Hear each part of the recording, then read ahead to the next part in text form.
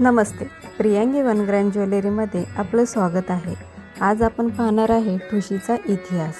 आपण सगळ्यांनी ठुशी हा पारंपरिक दागिना पाहिलाच असेल ना, पण कधी विचार केला आहे का या ठुशीच्या सोन्यात लपलेला इतिहास किती जुना आहे?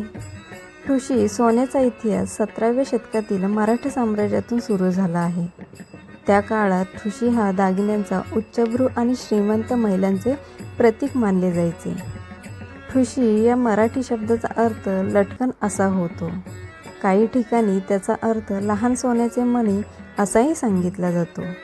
पेशव्यांच्या काळात पुण्यातील कुशल सोनारांनी या दागिन्यांमध्ये फिलिग्री आणि कुंदन कामाचा वापर करून नक्षीकाम केले.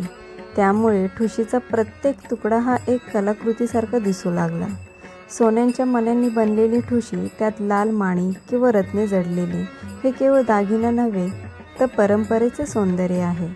शतकानुशतकं उलटली, पण ठुशी आजही प्रत्येक महाराष्ट्रीयन वधूच्या दागिन्यांचा अविभाज्य भाग आहे. लग्न असो, सण असो किंवा पारंपरिक पोशाख, ठुशी नेहमीच स्त्रियांच्या सौंदर्याला एक वेगळी ओळख देते. कोल्हापुरी ठुशी, नाशिक ठुशी, पुणेरी ठुशी, प्रत्येक प्रकार आपली परंपरा सांगतो. ठुशी म्हणजे केवळ दागिना नाही, ती आपल्या संस्कृतीची शान आहे आणि पिढ्यानपिढ्या चालत आलेली सोन्याची परंपरा आहे. हा आहे ठुशीचा इतिहास.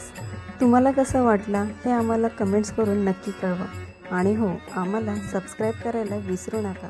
धन्यवाद.